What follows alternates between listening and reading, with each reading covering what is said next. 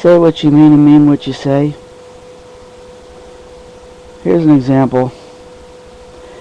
10 years ago, when the whole modern Nazi American era began, or took over, not that it didn't have its roots earlier, but that was when it fully sprouted.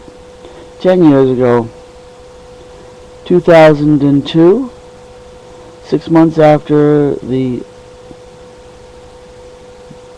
phony terrorist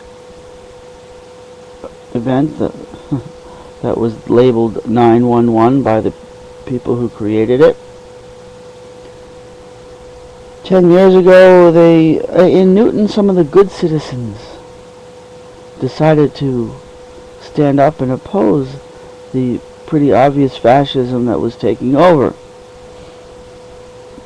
They wanted to have dialogues on the issues. They called themselves Newton Dialogues on Peace and War because they were nice people, and they presumed, of course, that everybody is nice people, and we all really just want the same basic things, don't we? We just need to be able to listen to each other, and we can work things out. So we should have open dialogues to be able to discuss our feelings about the issues in an open and reciprocal manner. So they wanted to create Newton Dialogues on Peace and War. Well, I went to a couple of their meetings, and I pretty quickly got just disgusted because they were fucking wishy-washy. That's the problem with the whole fucking so-called peace movement. Always has been. There's always this huge element of wishy-washiness and of flaky bullshit and let's be hippies and give the peace sign to everybody and say peace and love, and that's gonna fucking change anything. But you see people like the Newton Dialogues who are very good and very dedicated. I cannot claim that I can't fault them for the lack of dedication. They're very committed and dedicated, and they've devoted so much energy to the whole thing. But they're trying so hard to be nicey nice. They're trying so hard not to offend. We don't want to have a confrontation.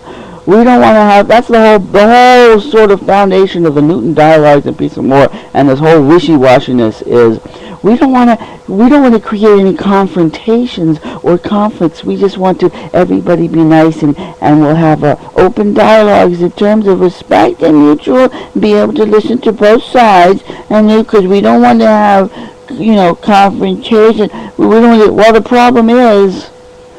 That's conciliatory. You go around being wishy-washy and not having the nerve to stand up and say, this is what we stand for. That's wishy-washy. And that's conciliatory. If you're not willing to stand up and say what you mean and mean what you say. If you say that you want peace, but you're not willing to stand up and say, we really do want peace and we really do oppose your war. Unequivocally, we oppose your militarism.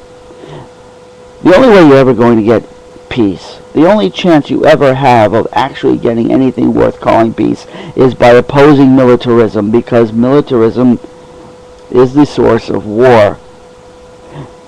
Militarism enjoys war and sees war in its own self-interest, and if you're not willing to wake up and realize that, then go back to sleep. I don't want to have anything to do with you, because you're never going to accomplish anything. The only thing you're going to accomplish is make yourself feel good about yourself.